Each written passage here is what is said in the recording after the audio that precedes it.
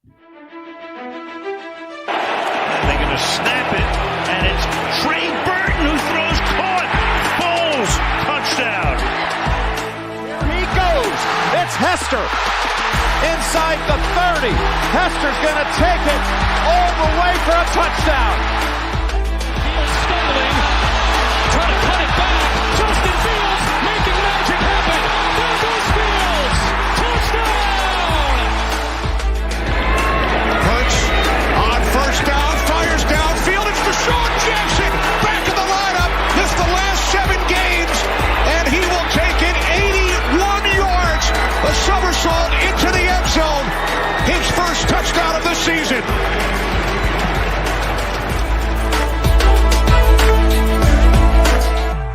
You're listening to the Pigskin Project, the world's #1 football podcast. Now, with more insights on all things football, here are your hosts, Ben Hansen and Ryan Matthews. Ladies and gentlemen, welcome in to episode 65 of the Pigskin Project, where, if you didn't watch the Draft Spectacular, you're looking around and you're like, things are a little bit different. Yes, ladies and gentlemen, the background has changed if you guys are watching live. I love it. I think it's amazing work. You killed it. I think this just adds to the atmosphere just way better than it did before. But yes, I have officially moved out. This is the first, episode where this is probably a lot more quiet than people are, used to. But yes, let's go ahead and kick it off as we always do, though. Ben, how are you doing, buddy? I'm doing great. Finals week wrapped up. So I'm done with school until August, which is nice. It's grind time. I got a job here to make the money. So it's gonna be good. But just as school's wrapping up, the calendar football year is wrapping up. So we're gonna enter a little bit of a lull here. But again, each week we're still gonna be here for you guys. Absolutely. Yeah. So I mean, how do you think finals went? Finals go good and everything? I think it freaking went good. I hope it went good. So let's see. Kyle Cagliari says, "What's in the mug tonight, Ryan?" It's green tea. I got some green tea from the store. So yes, tea's I love green tea. Yeah, of course. So for those of you that just wanting to kind of go along just as we normally have for the week, our schedule for this week, we're going to go over a weekly review. Kyle Gagliardi already saying I respect it. Green tea solid. So the weekly review, anything that's happened within the past week or since the draft. Then we're going to be ranking the NFC teams in order from best to worst after the draft and everything. And then our college corner for this week is going to be the winners and losers of the NFL draft, as far as, whose draft classes we like compared to who we don't like. And then Packers we're fans going are going to like it, by the way. Packers fans are not going to like my draft review for him. And then we're just going to play Weddle. And then after that, we've got some stuff that we have to tend to. So, yes, it's going to be a great show. But without further ado, let's go ahead and get into it. Ryan and Ben bring you weekly news. So, Randall Cobb is reuniting with Aaron Rodgers. Unfortunately, it's not in Green Bay, but hey, it's in New York and it's happening again. Kyle Gagliardi says, "Good thing I don't have to listen to what Eagles fans have to say." Hey, better than what Bears fans have to say, that's for sure. I'm probably going to go on a rant again this episode too. It's just, anyways, it's a 1-year deal for Randall Cobb in New York. This one I find is more unfortunate than most just because this guy, he was a very, very good player when, he said it's better than anything a Bears fan says. Wow. So anyways, he was a great player in his prime and actually just throughout his career. And unfortunately, I would have to assume that brain trauma is the reason for this, but players and coaches of Antonio Brown's arena football team have quit due to not being paid per TMZ. Antonio Brown also reportedly locked frustrated players out of hotel rooms by not giving them keys. Oh boy. And then next up, Cowboys superstar Micah Parsons. Here, real quick, we have some Twitter comments flying in, talking about how the Packers are going to be bad and how it's Lions fans. So it'll be interesting. Lions fans, stay tuned. Again, like Ryan said at the top of the show, we're having an NFC ranking, so we'll see where the Lions rank within this. So, but yeah, we do have some Lions fan chimings in. It'll be interesting how the NFC East turns out. I want to say, for those of you watching on Twitter, Ben does keep a good track of everybody on the comment section over there. But if you want your comment to pop up like Kyle Gagliardi's does right here, head over to our Facebook page or our YouTube channel at the Pigskin Project on both platforms. As I was saying, though, the Cowboys superstar Micah Parsons is bulking up and making a full-time switch to defensive end. He played a little bit of linebacker last year, but being a full-time D end makes more sense both sides for him and Dallas. So, nothing really too much to say there. So let's squash these trade rumors really quick. The Cardinals and wide receiver DeAndre Hopkins appeared to be moving forward together. He reported to camp and everything saying, who said I wanted to leave? And it's just kind of like oh boy, let's see. So, it doesn't look like we're going to be moving on from him anytime soon as far as the Cardinals go. But yes, absolutely. The DeAndre Hopkins and Cardinals love is back on. Wiffle Juice tuning in on Twitter saying Lions are a top 3 NFC team. I don't know if I agree with that. But anyway, the Ravens are signing corner Rock Ya-Sin to a 1-year deal. So, I mean, Rock Ya-Sin. Marcus Peters, though, what's the deal with him? I mean, he hasn't signed He's anywhere. getting old. Right? He's getting old. I think he's like 30, 34 now. He's getting up.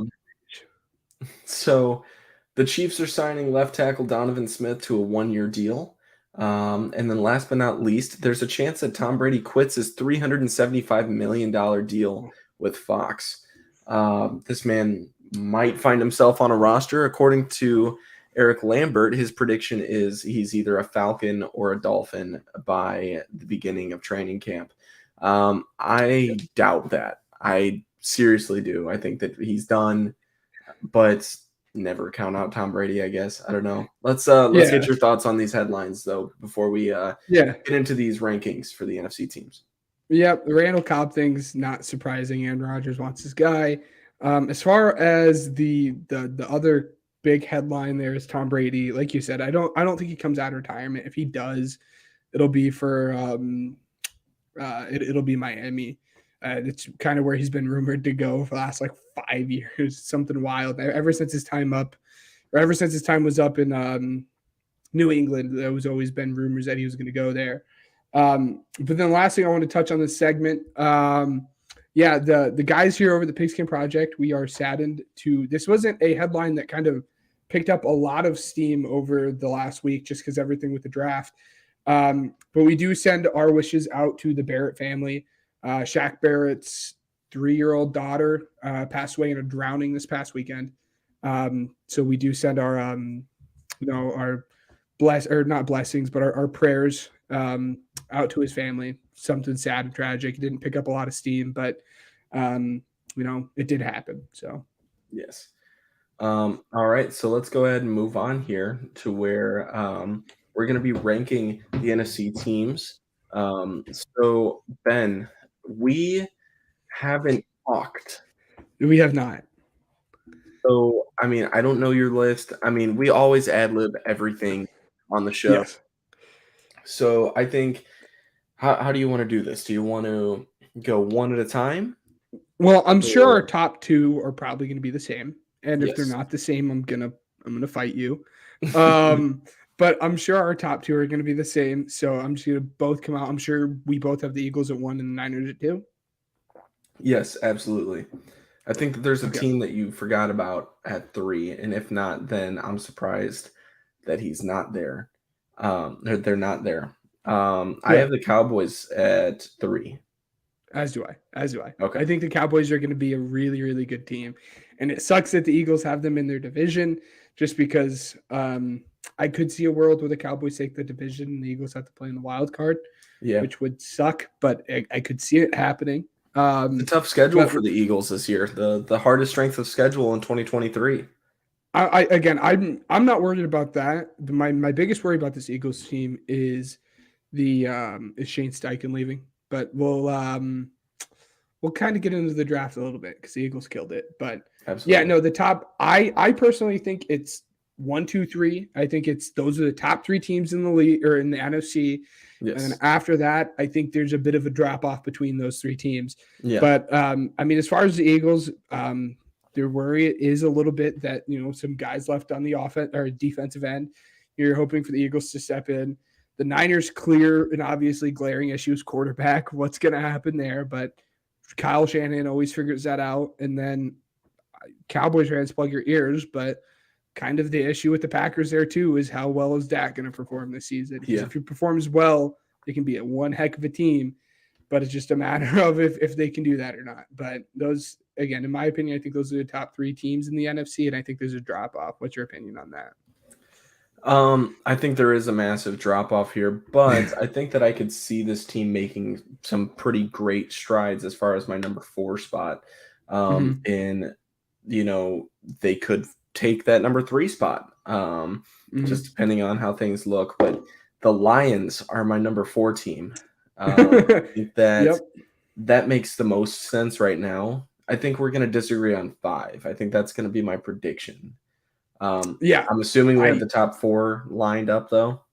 Yep, the top 4 for me is the exact same. Again, it's just how good is Jared Goff going to perform? If he performs as well as he did last season, then they're going to be a good team. If he kind of regresses back to Jared Goff, I think they're going to be an okay team. They'll be probably a play-in team if Jared Goff regresses back to the mean. But again, they're slowly building up that team, and they're just one of those young, fun teams to watch that are full of gold. So, my number 5 team, the Seattle Seahawks.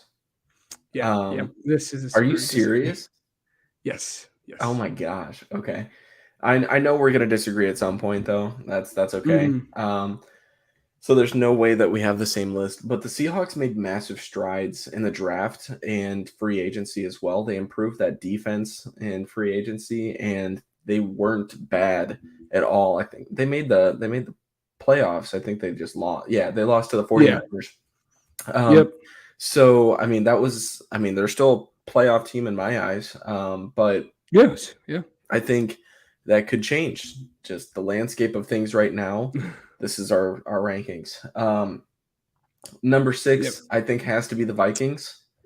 Well, it's funny that you say that because I didn't get to my team 5, but I thought you said the Seahawks. I thought you said the Seahawks was 5. Nope. I flipped what you have. I have the Vikings at 5 and the Seahawks at 6. Okay. So we're pretty much the same thing. I guess I'm just a little higher on the Vikings than what you are. No surprise that an NFC North fan's a little bit lower on the Vikings. But I think they have just a good team all around, and Justin Jefferson's Justin Jefferson. So, and they went out. They're going to be great. I know it's going to be a freaking scary team, man. Good luck trying to guard those 2 guys. But it just matters what the heck are they going to do about Dalvin Cook? He's not looking. I don't know what's happening there. I guess we haven't really covered that much. But yeah, they're kind of like, there's been rumors, like nothing crazy or, certain coming out, but it kind of seems like every team across the scape of the NFL knows that Dalvin Cook is probably not going to be with the Vikings come training camp, whether they cut him or he gets traded or something. But, 2 days ago, people thought D-Hop was going to be traded. So you never know, but I want to say this as well. I think that the NFC North is going to be more competitive than it has been over the last couple years. I think that we'll get to it actually. Second most competitive NFC conference or division, I think. Yeah. Next after the Vikings at 6, my 7 team is the Rams. Wow. I know this is our first big agreement. Agreement? Or a disagreement. Sorry. I was going to say, you have them here too? I'm going to lose my mind. Yeah, so I have the Rams here just because Aaron Donald is still on the team. I think that Matthew Stafford, as a healthy player, is good still. It's still Matthew Stafford. Looking at Cooper Kupp, this guy, I mean, had just like an absolute monster of a season 2 years ago, and then he had a devastating injury.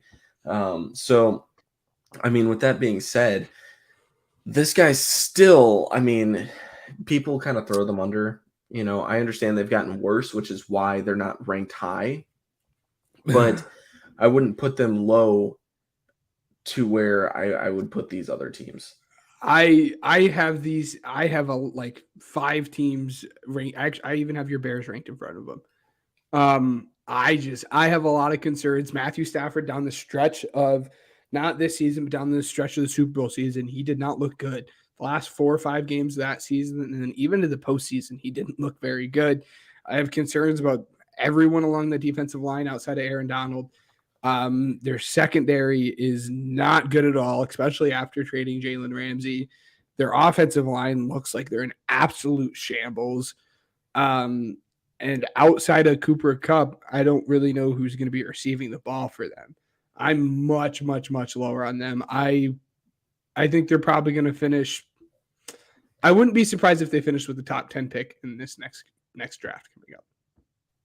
So really? Okay. Yeah, I look down their roster. I don't think they have any of noteworthy players along that. They have decent players along that offensive line, but no one that stands out.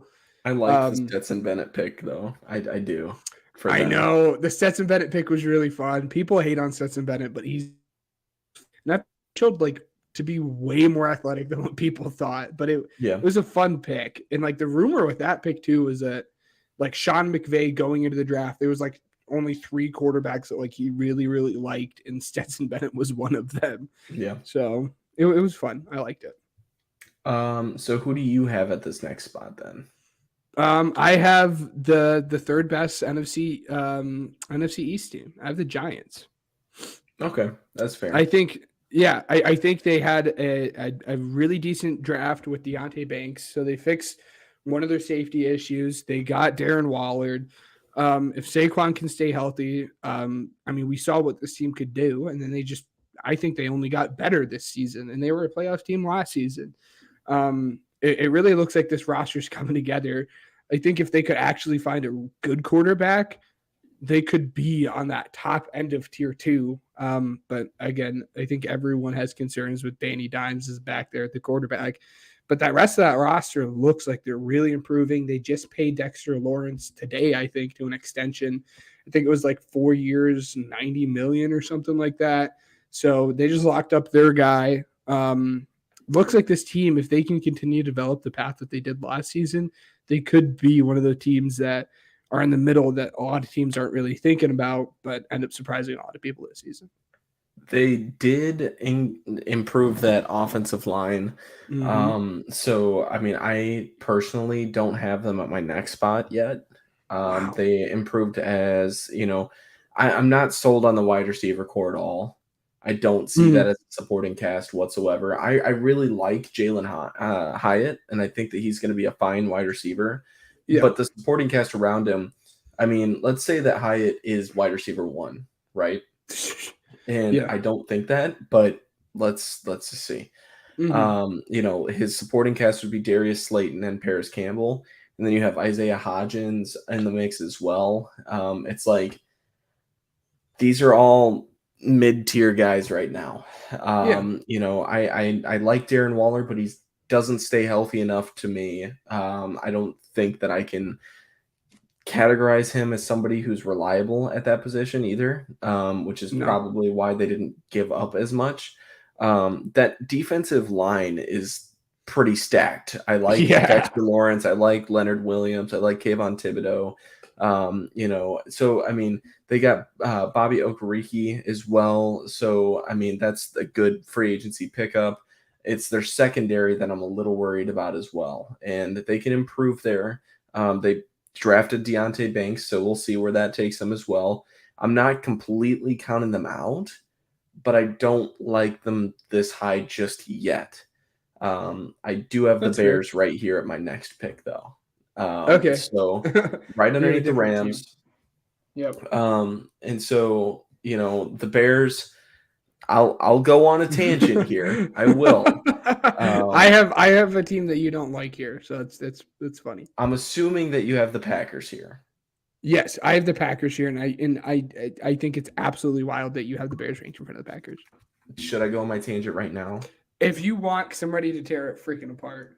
I like to be supportive of you, but I think Bears fans in general are either way too overly optimistic or way too overly pessimistic, and there's not a middle ground with you guys. And I understand it because you guys haven't had a franchise quarterback like ever in the history of your freaking franchise. So when you guys, at least right now, it seems like Justin Fields is going to be that guy. So I can understand where the excitement is, but I don't think you guys are quite there yet. But I'm ready to. I love this wide receiver core, though. What we have going right now for him. It's a good wide receiver core. I'll get to it. But anyways, so looking at last year, reflecting on it, right? Mm-hmm. The Bears one-score games that were losses and everything, right? They had 1, 2, 3, 4, 5, 6, 7 of them. Okay. And of those 7 that were losses, 4 of them came against playoff teams. One of them was against your Eagles. You remember that game. We made it way too close for comfort for you. Yes, it did. I went to another one of them against the Dolphins, where that was right after they traded for Bradley Chubb, and Darnell Mooney was out. Chase Claypool was making his debut. Doesn't know the full playbook, was on a snap count and everything. And we should have won that game, at least tied it. I mean, everybody knows that pass interference call that wasn't called is game-changing, and that would have put them at least in field goal range to tie it up and put it into overtime. Do we win that game? No, or maybe not. But at the end of the day, that's a one-score game, okay? The others, the Giants, which was played in London. That was Giants and Packers that was played in London. But Giants, we played that at MetLife. That was 20-12, and they were on their undefeated run at that point in time too. They played the Vikings as well, 29-22. So, I mean, that one was the spectacular Mooney catch in Minnesota, that everybody loves to watch. The Commanders, which I don't even want to think about this game. This was a hideous game. Well, but to your point though, like I think once like basing a season off of like how many one-score games you win or /lose is a very dangerous game because you guys are a better team than the Commanders. But hold on a second. It goes both ways. I'm not saying like we should have won those games because at the end of the day in football, there's going to be one-score games. There's going to be plenty of them. Look at the Vikings record and the amount of one-score games. They're a completely different team if that flipped, but that's not my point.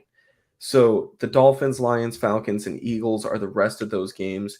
They finished 3-14, but if you want to play hypotheticals to see if maybe they flip the results of that one, they would have finished 10-7 with the crappy roster that they did, which not a strong argument to build on whatsoever. I will come back to this one, but what I do want to say is they finished 2-7 against playoff teams, and the score against playoff teams were 226-193, which is not bad at all, considering they played 1, 2, 3, 4, 5, 6, 7, 8, 9 games against playoff teams in 2022. So not bad at all. Okay. What I'm saying is, cannot emphasize on this enough. They did not play bad against good playoff teams with a bad roster. And I think this is primarily on coaching. That's fair. Just a second. Yeah. I'm just saying that's fair. So the season stresses, right? And I love how people listening to this are probably like hearing me rustle through my little sticky notes. Anyways, so the season stresses on offense. Primarily, I stress this so much. Help Fields. Give him protection. The wide receiver core. Offensive line. Yes. Run block, right? So like that could be a lot better. They were one of the best for the offensive line. That's why the numbers were so good. But also we had Justin Fields. That's also another reason why our numbers were so good. So could be better. Tight ends. I mean, Cole Kmet, at the end of the day, I love Cole Kmet, but the core that we had for tight ends, can you name our tight end 2 from last year? 2 and 3, I should say. Ryan Griffin and Trayvon Wesco. I did know Ryan. Who cares? Hey, Trayvon Wesco. Don't hate on the man. So, and then our question for the next offseason was, and I remember talking to you over the phone with this, do we re-sign Monty? Do we not re-sign Monty? What do we do at the running back position? If we do get rid of him, what's the deal? On defense, our edge rush was horrible the entire season. The run defense, horrible the entire season. The secondary depth, we lost Jalen Johnson, and then Kindle Vildor was our CB1. Like, bad. Tackling, right? You had, Jaquan Brisker, he was pretty solid, but also I think he missed a game as well. Eddie Jackson, he made strides, but also didn't play the full season. And that goes back to secondary depth. And then you're also talking about linebacker depth as well, where, Jack Sanborn was your number one linebacker after trading Roquan as well, which leads me to my next point. At the beginning of the season, Roquan, what do we do with him? Second round pick, we traded for him. Which eventually was used to trade up for Tyreek Stevenson as well. So, going into the offseason, we traded for DJ Moore, which helped the wide receiver room a ton. We got number 9, number 61, a 2024 first, and a 2025 second round pick for number 1. Thank you, Houston. We traded number 9 for number 10 and a 2024 fourth. So we're just loading up on picks for next year. Then we trade that number 61 that we got in the Roquan trade and number 136 for number 56, which was Tyreek Stevenson. We traded number 103 for a future fifth and number 165. So essentially moved back 29 spots for Tyreek Stevenson, and we moved back a lot for a 5th round pick for Tyrell Smith as well. In free agency, they signed TJ Edwards, Nate Davis, which is the guard from Tennessee, Tremaine Edmonds, the linebacker from Buffalo, DeMarcus Walker, the defensive end from Tennessee, which, okay, could be better. Had 7 sacks last year. In the right defense, could produce 5, 6, maybe 7 more sacks for you. That's all you need. Yeah. If you could get another edge piece, that's a big if. Travis Homer, which was a great special teams guy and is good for run blocking or pass blocking as well. Dante Pettis, which helps the wide receiver depth. If you have a wide receiver go down, I hate the amount of hate that Dante Pettis gets because he played pretty decent. He had some great catches. He was open downfield when he needed him to be. Did he drop the ball? Yes, but he's not supposed to be your wide receiver 1. You also had PJ Walker, which is a quarterback depth thing, whatever, better than Simeon or Nathan Peterman, who we also re-signed for Peterman. Andrew Billings, which is a defensive tackle depth piece. Robert Tonyan, that solves the tight end spot as far as you have Kmet, you have Tonyan, and then I think you still have Wesco. Dante Foreman, which is a statistically better in 2022 running back than Monty, but I'm not really too high on him. Give me just a second. I understand. I hyped him up in the signing and everything like that. Sorry. But anyways, Dylan Cole, linebacker from Tennessee, strictly depth. And then, I already covered Peterman. So that was free agency and trades. In the draft, so many defensive tackles. You drafted 3 of them, okay? You drafted an offensive tackle. You got the secondary improved by Tyreek Stevenson.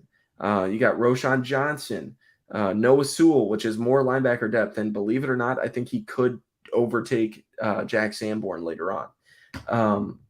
This man was in an way too early projected NFL draft in the first round. So the fact that he was once thought of that way could be a lot of potential, especially where they got him. You got another CB in Tyrell Smith. You helped out, and you got the best pass blocker in the draft in Darnell Wright. I did like say that is perfect. So that's great. And not only that, but Ian Cunningham passed up a GM job to stay in Chicago. So if he were to leave next year, which is the possibility, what's predicted, Yeah. You're looking at a couple of comp picks, which you're looking at, I want to say 2 third-round picks, which is very good.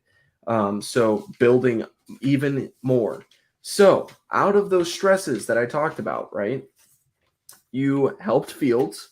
The O-line was solidified. The wide receiver core consists of DJ Moore, Darnell Mooney, Chase Claypool, et cetera, et cetera.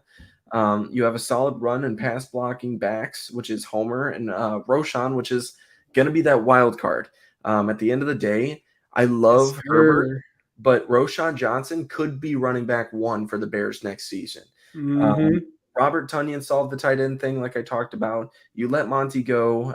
Like I said, you brought in Foreman when you drafted Roschon for security. You fix the run D at least right now, which is yet to be seen, but you stack the D line in from the inside and hope to build on it outside with veteran presence and defensive tackles. The edge rushers are in question. The secondary, I believe, has been fixed. I like the secondary moves. You brought in swarming linebackers, which, I mean, the linebacker core, I just got chills thinking about it. The linebacker core is ridiculous. So that was fixed. I'm not saying that every hole is going to be fixed, but you are in a lot better spot than you were last season. So I know we're doing schedule predictions later on, and I will do that.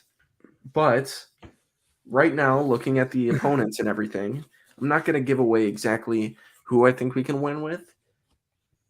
I think we can go 3-3 in the division. And I think that altogether, the ceiling is 11-6. The floor is 6-11. Wow. Okay. With the Bears, I'm somewhere between like the 6 and 8 range. I think realistically, I think between 6 and 8 wins is where you guys realistically are. I think if a team breaks out and becomes like the Lions team or the Giants team, I do think the Bears are going to be that team from the NFC. I think if a team breaks out and becomes like that team that no one saw in the NFC, my guess would be that it would be the Bears. But at the end of the day, it comes down to Justin Fields and how well you think Justin Fields is going to do. And I understand you Bears fans are like, you guys are, again, super optimistic. We'll have to see. I need to see it first. He showed that he could do it. I need to see it. Dude, I still have questions about your guys' secondary. You guys got Tyreek Stevenson. That's awesome. I need to see some more. Like, it's just we'll see where this ends up going. I understand. I still need to see that offensive line. 2 pieces along that offensive line isn't going to be the end all be all. And at the end of the day, Darnell Wright is a rookie offensive tackle. I mean, we've seen rookies step in and be very good immediately, but that's a big ask. You have to get. I mean, you guys drafted an offensive tackle at the top of round 2 just 2 years ago, and how did that turn out? So you got to give. Jenkins isn't horrible. Come on now. He's not horrible, but he's not what you guys wanted him to be. So, and that's my point. Like, so you got to give the offensive time to develop. The secondaries, I still think, is going to be a big issue. You guys drafted a lot of DTs, but that doesn't mean a lot of the DTs are going to be good. That whole defensive line for me is still a big concern. It does help that you guys got some linebackers. Good linebackers can really help out a defensive line. But again, the D line is still a huge concern. You guys fixed up the offensive line, but that's still a concern for me. But again, at the end of the day, it comes down to what Justin Fields is going to be. I have the Bears not too far back. I still have them as a top 10 team in the NFC. That's good. So at least we can agree that in the NFC they are wild card contenders. Yes. I'm happy with that. Realistically, so many people. I'm sorry to cut you off. My dad sent me a power ranking of the Bears, and this is where I get mad because they were ranked 22 in the league. I don't agree with that at all. But the AFC is much, much better. I could have them. I at the end of the day, I'll probably have them ranked around the 22 range just because the AFC is better. Okay. So we'll see. I think that the teams that we're about to name, okay, strictly, I guess right now on paper it looks really good. So I'm not going to lie to you, biased and going off of projections. I think that it's going to be great. where we're at right now might not be the best overall spot, but following this offseason, okay, you emphasized on the spots that needed to be emphasized that you could emphasize on. So I will note real quick. We talked about an emphasis that is still out there, and the biggest one on your guys' team is a defensive end, and there is still a very, very good defensive end on the market. So, who are you thinking about?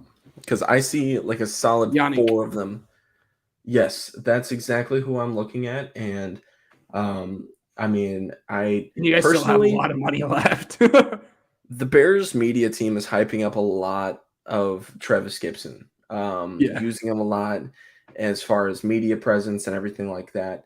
You know, and so for that reason, I'm like, do they even dive into, you know, maybe they're wanting to save on it. Are they intrigued on the Chase Young availability? We don't know where they're at right now, but what I will say is, judging on that, you never know. They might be trying to generate a little bit of hype towards Travis just to gain some insurance almost. Mm-hmm. Who knows? Anyways, my next spot would be the Giants. Well, I know that you want to dive into the Packers as well. Yes. Yeah. So in your Bears spot, I had the Packers. The Packers at the end of the day, I just can't rank the Bears in front of you guys as of right now, because the Packers at pretty much every position outside of linebacker and quarterback, I think linebacker, quarterback, and wide receiver, and then tight end. But both offenses and both trenches are better. I think their secondary is better. I think they have a better running back room as well. Did they bring back Amos yet? No, they didn't. They did not. I know they were talking about it. I just didn't know if they did or not. No, they did not. I think that entire defense is better than your guys' outside of linebacker. And their offensive line is better than your guys' offensive line. And their running back core is better than their running back core. I think outside of linebacker, I think outside of linebacker, quarterback, and wide receiver, and then we'll maybe tight end. They drafted some guys in this draft that could be very, very good. So I'm going to just stick that as a wash as of right now. The tight end position? They drafted 2 guys in the 2nd and 3rd round. You're saying Luke Musgrave. Okay, hold on a minute. Yes, they drafted Luke Musgrave and they drafted Tucker Kraft. I'm not as high on Kmet than most people. I don't think Kmet is that good. And I absolutely think that Musgrave, if he can step in and be a safety blanket for Jordan Love, like almost immediately, and be very, very good at it. His receiving chops are amazing. So, yes.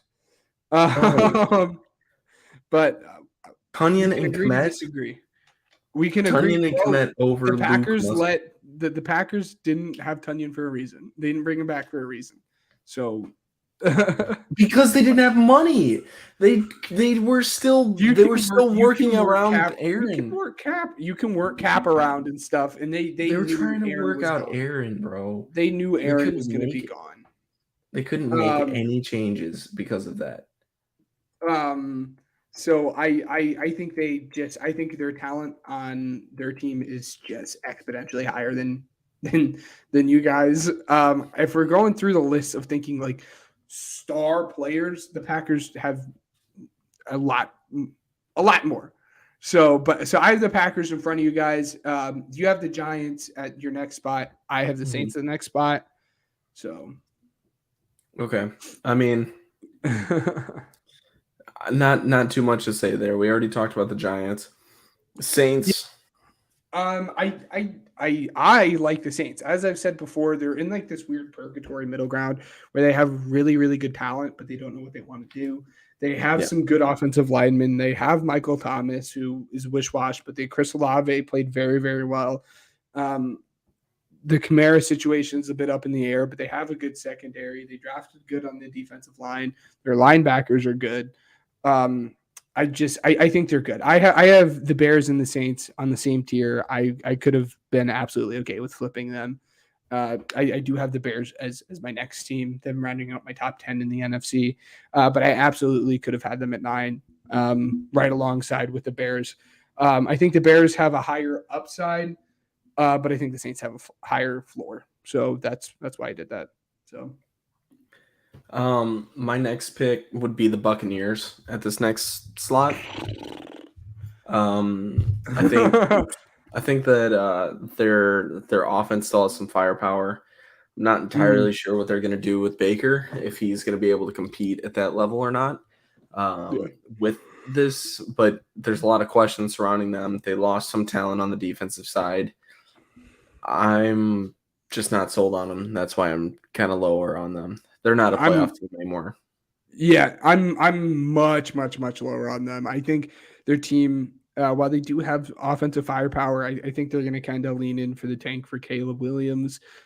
Sweepstakes there. That'd be a smart thing to do because, I mean, if you guys have listened to this podcast for a long time, you guys know how I feel about Baker. I've never been a Baker guy, and that's not going to change, especially with how bad this offense looked last season, even with Tom Brady. Brian Leftwich is just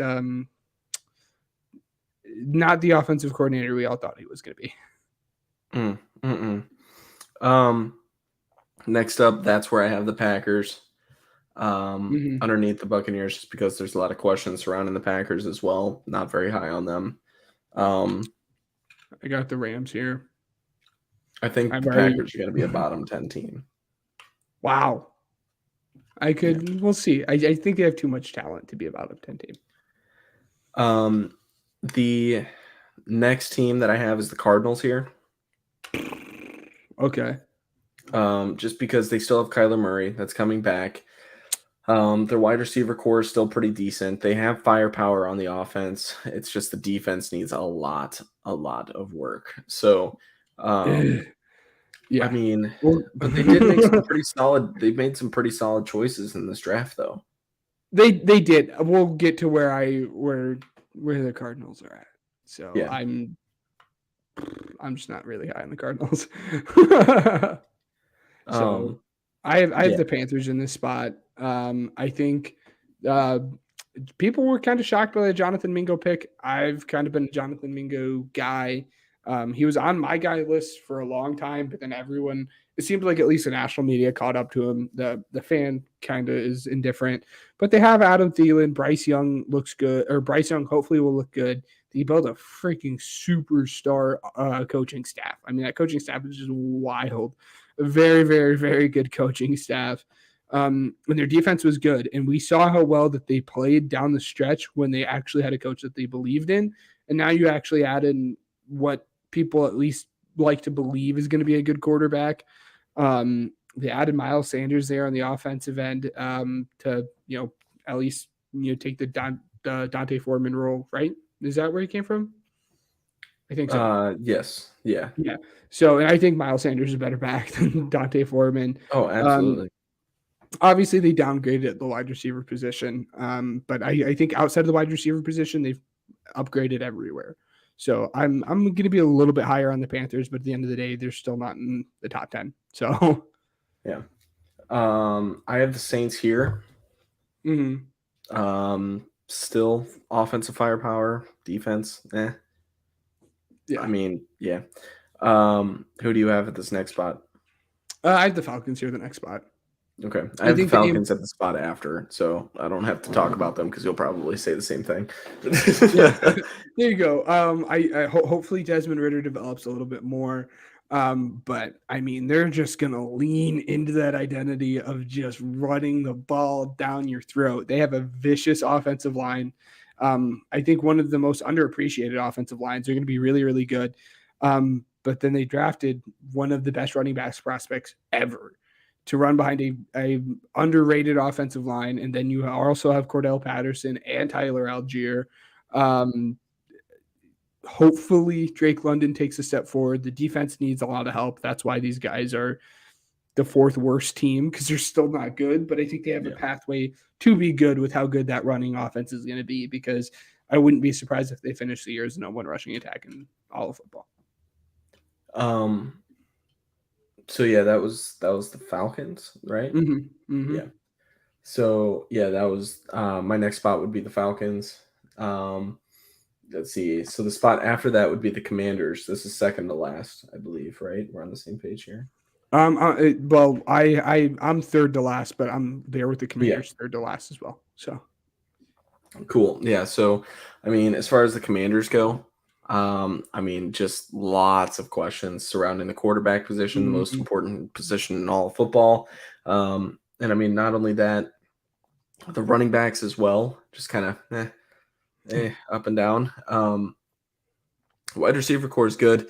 Are they keeping Chase Young? Are they trading him? What's the deal? I think he's traded in the middle of training camp. I think it's going to be one of those Roquan Smith situations where, but at the same exact time, I think Roquan's 5th year was taken. So, but, you know, Commanders, just an absolute poverty franchise right now with all of the front office stuff. So just ultimately not a great look for them. But yeah, who are your third and second to last teams?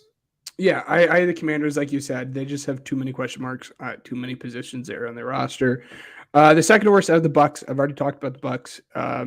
I think they have the offensive power to be better than this, but I just think they lack the leadership, and I don't think it's going to go very well for them. And again, I think they're going to realize that, and I think they're going to kind of try to lean into the Caleb Williams sweet takes. So, the Panthers are my last team. Wow. I don't know why so many people have the Panthers so high. I mean, I'm really just freaking good defense. I just don't see the firepower there at all. I mean, on defense, they have Brian Burns. That's cool. They have Brian Burns. They have J.C. Horn. They have C.J. Henderson. They have Derek Brown. I don't know who their linebackers are, but I think they have Jeremy freaking Chin. I love Jeremy Chin. I think at all three levels, I have to see who their linebackers are. But I think they're starting. They have Xavier Woods as free safety 1 and Jeremy Chin's free safety 2. Yeah, Von Bell strong safety. Yeah, I mean Jeremy Chin was hurt for like the last 8 weeks of the season, so it makes sense. But Jeremy Chin, when he plays, is freaking amazing. Who all did you say again on defense? J.C. Horn and C.J. Henderson. J.C. Horn, C.J. Henderson. Okay, yeah, C.J. Henderson. Cool. Brian Burns. Yes, C.J. on the depth chart for ESPN, they don't have C.J. Henderson starting. They have Dante Jackson at corner there. Shoot, Dante Jackson. Well, Dante Jackson's their slot. So I guess that makes a little bit of sense. But Dante Jackson's their slot, who's played well throughout his entire. I think they have very good talent along the defensive line and the secondary. Their linebackers are a bit of a question, but their offensive line looked good. Miles Sanders is I would say a little bit of above average of running back. Really, the only questions I have about them is Bryce Young and then their wide receivers. Yeah. I'll tell you what, this team would look really good with DJ Moore on it, but it's a shame that guy's not available. You know, it's crazy. Who would trade a guy like that? It's so stupid. Anyways, yeah, so that's going to be it for our oh no, you have one more. I'm sorry. Yes, I have one more. I have my last team. It's the freaking Cardinals. I think Cardinals are going to be the worst team in the entire league, and I don't think it's going to be close. If they freaking win a game, it's going to be a gosh darn miracle. That offensive line, trash. They have a good wide receiver core. Good for them. Their running back is just old. James Conner hasn't been good in 2 years. Their offensive line is a huge concern.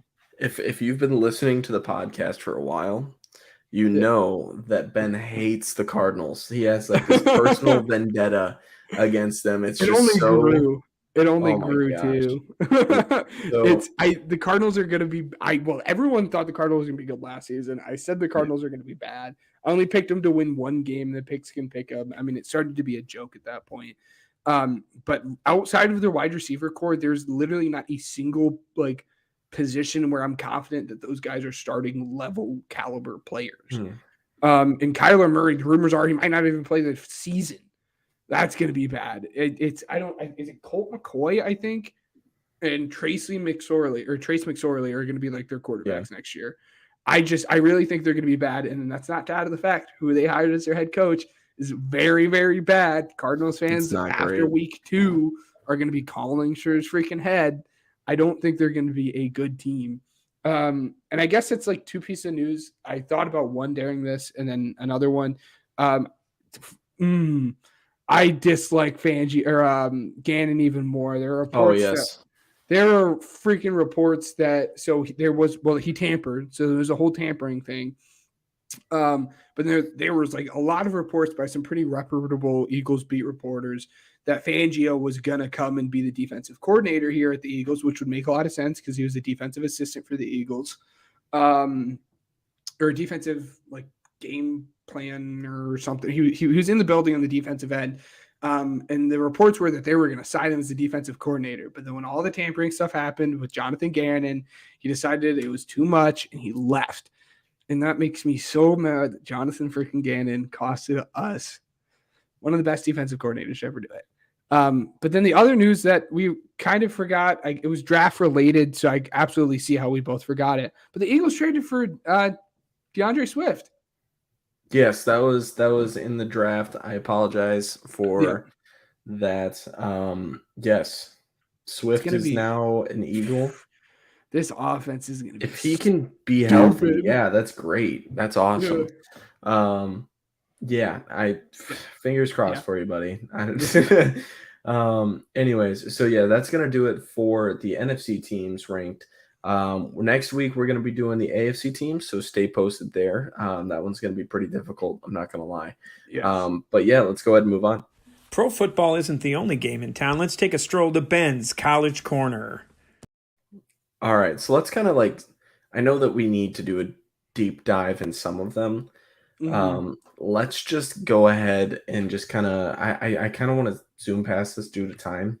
I mean, we're almost at an hour already and we still have to play Weddle.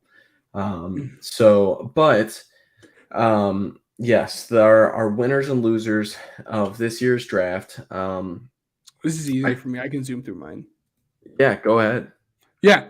So I did both teams and players, for those wondering. So I had, let me find the list. I had two really big losers coming out of this draft. I did not like the Packers draft for the most part. I did not like the Commanders. I think the Commanders had a better day 2 and day 3 than they did day 1, but Forbes over Christian Gonzalez was an absolute just Commanders move is what that was. The Packers, I think they reached on Lucas Van Ness. I think they got 2 good tight ends, but I don't know why you did 2 tight ends back to back like that. Sean Clifford in the 5th round was an absolute, I think the worst pick in the entire draft. Dan Brugler, who ranks up to 500 players, had him ranked as player 499 out of 500. I was thinking the dude was going to get an invite to minicamp. I didn't even think he was going to be assigned UDFA. So the fact that they took him in the 5th round was awful. So those are my 2 big losers coming out of the draft. I have 4 big winners. One was the Eagles, but I'm sure if you guys are listening to this show, you guys know how good the Eagles did. But the other one were the Steelers. The Steelers draft, they traded up, they let guys came to them, but then they just had a killer of a draft. They got Broderick Jones, Joey Porter, Keanu Benton, Darnell Washington, Nick Herbig, and Corey Trice, and then a guard / tackle, someone who's not going to be, I think, on the roster. But every pick I think they made was a freaking A+ there for him. The Colts look like they got their due to the future. They got Juju Brents, who was rising a little bit. Darius Rush is a great pick. Arguably the steal of the draft in Adetomiwa Barre, which I have no clue how the heck that dude slid all the way. And then what was my last winner? And then the Bills. I know a lot of people aren't big on the Bills, and I think they've gotten C's throughout this entire process. This ranking has them at 25. But I think they got a weapon for Josh Allen, which I guess is something that they needed. They got a very, very good player in our Science Torrance. I'm surprised he fell that late. Dorian Williams, I'm a very big fan of as well. So those are my winners and losers as far as teams. As far as players, my one big loser as a player is Will Levis. He went from like going number 2 overall. Dude, let me talk to you about this really quick because I didn't Yeah. tell you about this earlier today. I was Yeah. belly laughing. So my dad and I, right, we were talking about Levis. And so he goes, let's see. Where's it at? Yeah. So he said, I don't want Young. He doesn't want Young to completely fail. But he still obviously the Bears own the Panthers first round pick. So he's like, let's just hope for like a young lingering injury that he plays through and that he can recover from. I said, I've been rooting on his downfall. He says, that's just because you backed the Mayo mayor. I said, the Mayo mayor? And he goes, the mayor of Hellman's, captain of the Miracle Whip ship, king of the condiments. And I'm like, he just kept going. Like in this, I want you to know it wasn't like something he was just sporadically putting off like one after the other. But like he was like coming up with these like every 15 minutes and just like saying it. And it was just like I wasn't even responding. It was hilarious. But yeah, anyways, continue with Levis. That. Yeah, Levis. He went from a dude being, number 2 overall in the first round to going number 2 overall in the second round and lost over like $20 million just based off like draft positioning.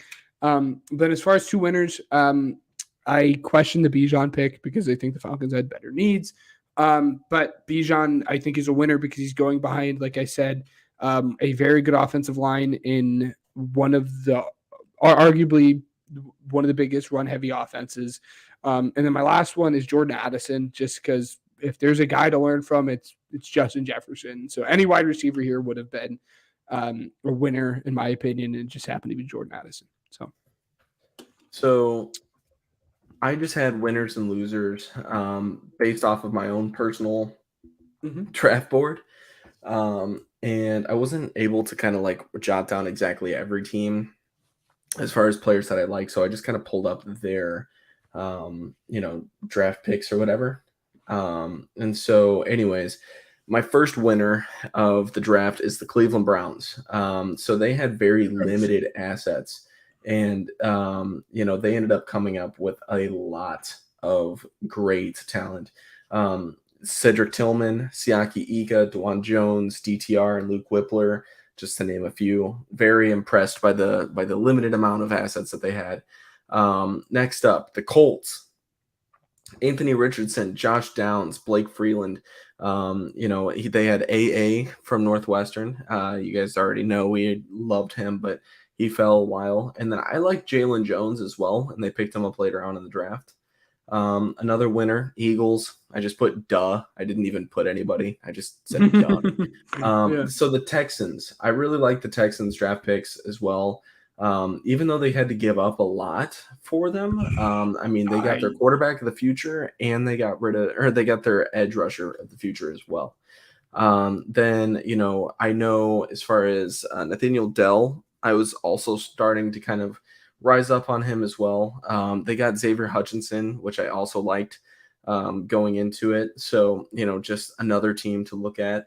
The Steelers is another one. They improved their offensive line and Broderick Jones. Joey Porter Jr. was another player that I really liked. I was kind of rooting for. Oh my gosh, Darnell Washington as TE2 for the next few years is going to be awesome. They got Nick Herbig as well. That's a solid linebacker to pair with Watt. We talked about Corey Trice a lot off air. Just knowing that as well as doing my own work just to know, kind of keep up with the chatter. Solid pick. That's, for a 7th round pick, it's a solid pick. My next team and last winner is the Seahawks. Devon Witherspoon, JSN, Derek Hall, Zach Charbonnet, Ole Oluwatimi, and then Kenny McIntosh just to round it out. That's fantastic for them. As far as for me personally, I love all of those picks. So some losers. Here we go. So I did not like the Jaguars at all. And I've seen a lot about it. I understand. They got Anton Harrison, which, after a trade with Buffalo, I get it. Brenton Strange, the tight end from Penn State in the 2nd round. Okay, like not really too crazy about that pick, especially because I mean it's a second round pick. Like there's still a lot of guys there. Tank Bigsby in the third round. Why would you do that? You have Travis Etienne. I mean, you're just drafting another guy. I don't get it. Another guy that I was a little, I liked a little bit is Parker Washington. That's okay, but overall, just very. I mean, yawns all the way around for those draft picks. Just, not really too crazy about it. Let's see. The Commanders was my next one that I put on my list as far as, losers go. So overall, I mean, they picked Emmanuel Forbes. But I mean, they picked him, I want to say relatively early. Yeah, 16 overall. That's, I mean, just not a great pick whatsoever. And then they went ahead and picked another defensive back in the second round, which is like, okay, that's great that you're improving your secondary, except there were plenty of people that were available at 47 and at 16. That's just, wow. Like that's who you're going with. They picked Ricky Stromberg, which is like, all right, you needed a center, nothing too crazy. You're upgrading that offensive line a lot. I do like the KJ Henry pick. I will say I did a little bit of research on him because there were a couple rumors about him going to Chicago. But overall, like I said, with the Jaguars one, just yawns all the way around. And then the last one that's going to be a little controversial.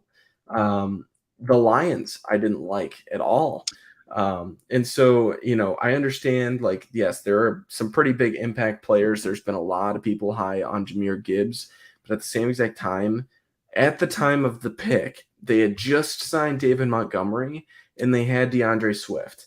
I understand that you're going to be paying David Montgomery. You didn't pay him that much either. And if you just didn't believe in DeAndre Swift at all, I guess I get it. Just not great. Go ahead. As far as their draft, I think if you like switched up the order of the ways that they were picked, so like if you did Brian Branch at like with their first pick, and then Jahmyr Branch 12.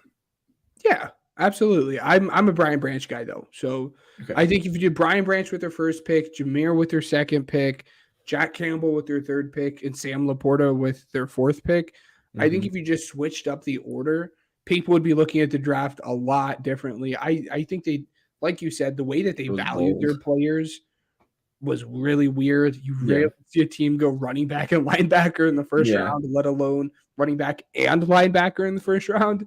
Yeah. So the way that they valued their picks was a little weird. So I see where you're coming from with that. Right. And I think that Jack Campbell would have been available at that 34th overall. So the fact that they could have potentially gotten a better tight end at number 18 and Dalton Kincaid, or I think I like Michael Mayer a little bit more, and I think he was available. Yes. I know he was available at 34. So I mean, understanding that, I don't know why they picked Sam Laporta there at 34. Brian Branch in the second, that's a great pick. Hendon Hooker in the third. Okay, I understand it, but at the same exact time, you better hope that Goff is okay. So Broderick Martin, I mean, just the rest of it, just not really too great, but it's more so the decision making, that I didn't really agree with. And so they improved, but I don't think that it was in a great way. So I'm that's my loser there. But what do you say, buddy? Are we ready to move on to our last segment? Yes, sir. All right, let's do it. It's time for America's favorite game, Weddle. So I still have yet to practice. Obviously, it's been it's been a busy week.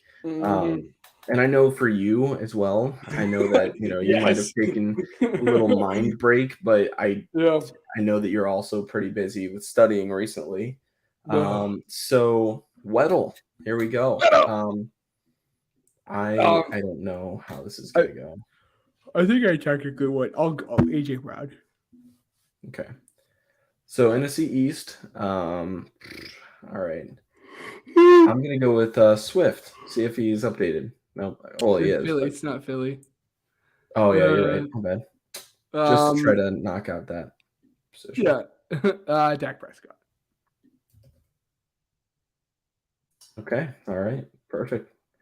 Okay. So you want to go first or second for hard mode?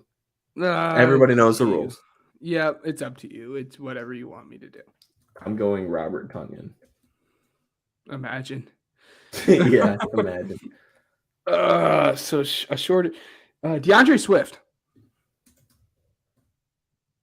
I would have been so mad had I called that before. Let's see. A youngin.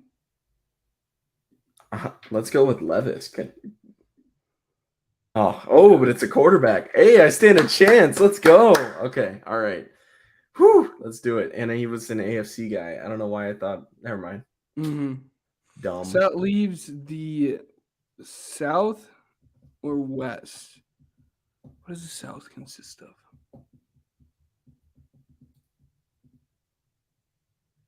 Buddy.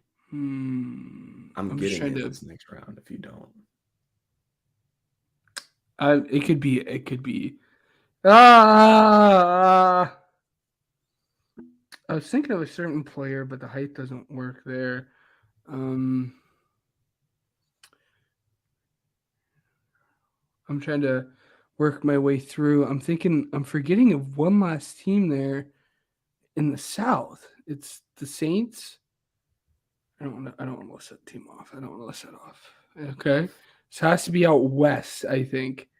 I'm blanking on that last team in the West. Oh my goodness.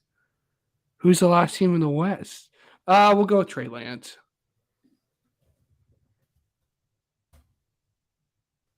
Oh, it is in the South.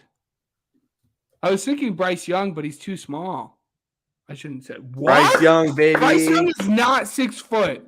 I told you. That's who I was thinking of, where it was like Bryce Young. And then that's when I said, no. Bryce Young, okay. I need to look into Bryce Young's measurements because Bryce Young is not 6 feet tall. I think that he was he's 5'10".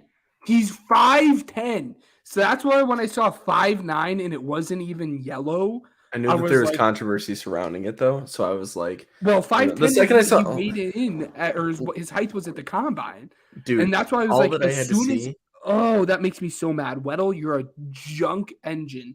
Because all that I had to see was 22. All I had to see was Will Levis and the fact that he was older, and it was an NFC quarterback. That's it. That's all I needed. I wanted to go with with Bryce, but that's why I said no. Because he's 5'10". He's not 6 foot. Weddle, what are we doing? It's okay. Good job. Thank you, buddy. So yeah, without further ado, that'll do it for the rest of this episode. If you're new here, please give us a follow on any of our socials above. I did a pretty solid job of listing it pretty clearly for you guys. And then without further ado, yeah, we'd like to give a big thank you to Uppercuts Grooming, Spotify for podcasters, and Overtime Sports Network for helping us. I'm blanking on it. How do I do? Helping us grow as a podcast. Yeah. I don't know what I normally say. Jeez Louise, it's been a week. Have a great rest of your week. Have a great weekend. Enjoy it. If you guys are listening to this I'm actually going to publish this probably Friday morning. So yeah. So yes, without further ado, guys, please leave a like on it if you guys made it this far. Give us a review on any of the platforms. We'll take a look at it. And if you guys have any questions, comments, or suggestions, please email us at the Pigskin Project. thepigskinproject@gmail.com. Thank you very much. And that'll do it for episode 65. We'll see you guys next week.